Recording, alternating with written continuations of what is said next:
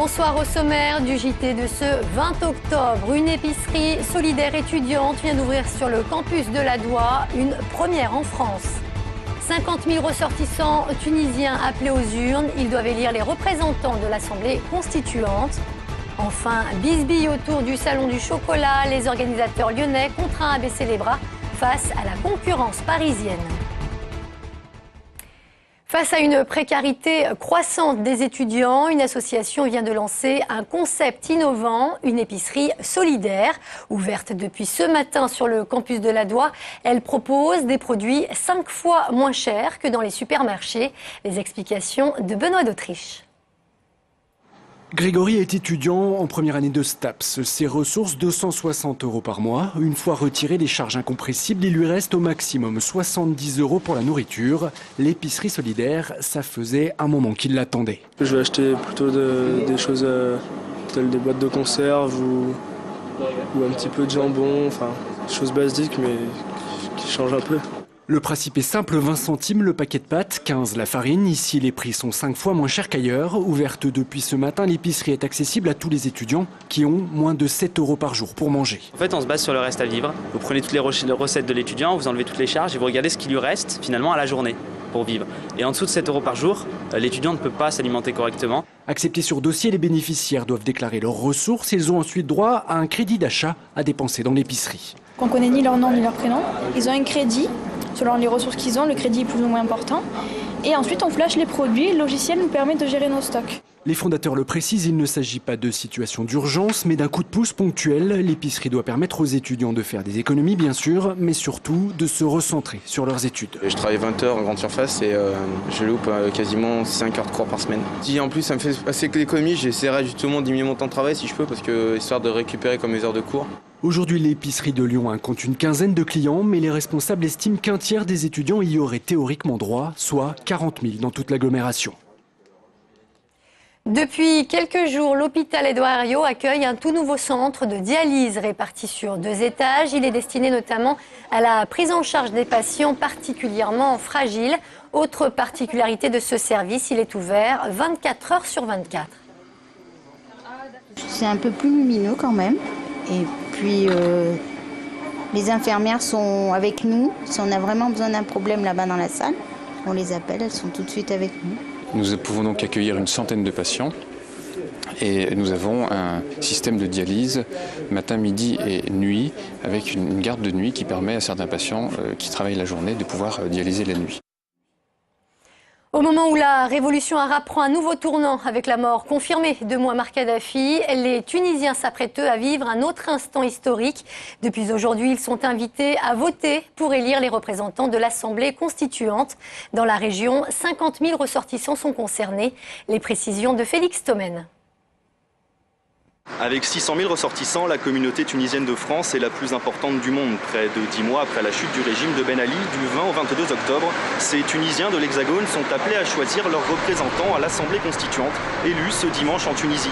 Une grande première pour bon nombre des 50 000 Tunisiens de la région. Pour la plupart des jeunes, c'est la première fois qu'on vote. On espère que la Tunisie est en marche vers l'instauration d'une démocratie réelle. J'ai 30 ans et c'est la première fois que je vote parce que je suis sûr que cette fois-ci, ça va être nickel. Et si on vote pour quelqu'un, c'est lui qui va gagner. Et sur ce fondement que va se construire notre pays, il n'a aucune raison de ne pas joindre la rive nord, à savoir l'Europe, dans toutes ses pratiques démocratiques. Un rendez-vous historique donc pour les Tunisiens du monde entier. Après 23 ans de dictature et de parti unique, aujourd'hui ils sont 10 partis engagés dans ces élections, 10 à avoir la lourde responsabilité de poser les fondements d'un nouveau régime démocratique. Les représentants des Tunisiens au sein de cette assemblée vont avoir pour mission principale de rédiger une nouvelle constitution et de choisir le régime politique pour la nouvelle république. En fin d'après-midi, ils étaient environ 5000 Tunisiens rhône-alpins à être allés voter pour cette première journée d'élection. C'est samedi en soirée que seront connus les résultats en France, avant le grand jour, dimanche en Tunisie. Fermée depuis près de 30 ans, l'usine TAS sera bientôt réhabilitée. Un projet présenté aujourd'hui et qui s'inscrit dans le cadre plus vaste du réaménagement du Carré de Soie. D'ici 2013, plus de 8000 m² de bureaux ainsi que 700 logements seront construits. Autre projet, l'installation prochaine d'une école du cirque. Alors il y a un projet de fait avec le Cirque Imagine, qui est un porteur de projet, qui doit créer un cirque, 3 chapiteaux à côté de la station de métro. Ça devrait ouvrir en septembre 2012 et de fait l'objectif c'est d'avoir à côté des spectacles de cirque normaux, une école de cirque pour les enfants de la ville de Vanvin, mais plus généralement de l'agglomération. Donc on pourra apprendre à être clown au Carré de Soie. Le projet du pont Schuman a reçu un avis favorable. Le commissaire enquêteur en charge de ce dossier vient de livrer son rapport. Un rapport dans lequel il émet toutefois une réserve. Selon lui, les 4 voies de circulation prévues devront pour moitié être dédiées au transport en commun. Je rappelle que le pont Schuman a pour mission première de désengorger le quai Gilet et le quartier de Vèze. Une remarque qui fait donc bondir l'association de riverains opposés à ce projet. Un recours en référé est d'ailleurs envisagé contre la future déclaration d'utilité publique. Le chocolat, objet de toutes les convoitises, alors que le salon organisé par des pâtissiers lyonnais et qui lui est entièrement dédié devait s'ouvrir dans 3 semaines. On vient d'apprendre que l'événement était purement et simplement annulé. La faute à l'arrivée d'un salon concurrent dirigé par des organisateurs parisiens. La guerre du chocolat aura bien lieu. C'est le gros plan de la rédaction. Il est signé Jean-Marc Roffa. Voilà, vous avez 3 tailles de chocolat. La guerre du chocolat est déclarée entre les organisateurs lyonnais du traditionnel salon d'Eurexpo et les Parisiens promoteurs d'un nouveau salon pendant la prochaine fête des Lumières à la Cité internationale. Depuis 4 ans, nous avions réussi à monter un événement important pour la ville de Lyon qui se suffisait, qui pouvait s'améliorer sans qu'on soit obligé de faire appel à des Parisiens pour venir nous donner des leçons.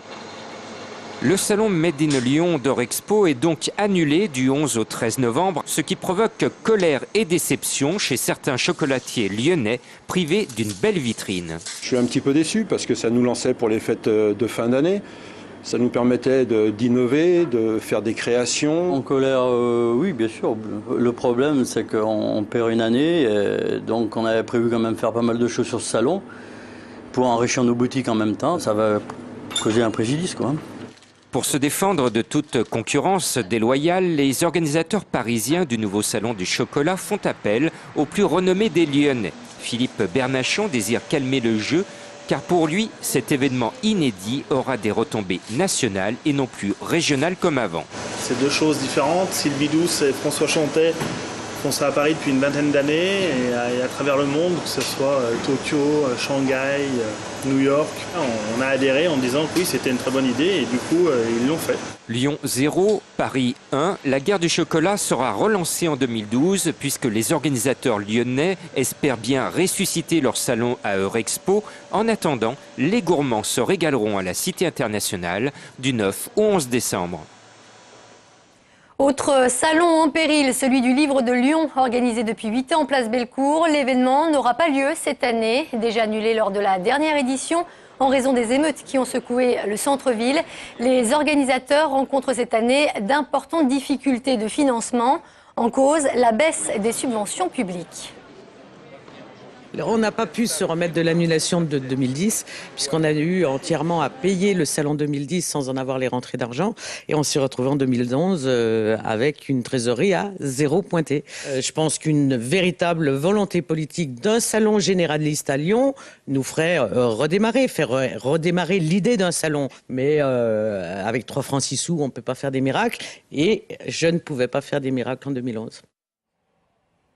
C'est la fin de ce JT. Merci de nous avoir suivis. Passez une très bonne soirée sur TLM.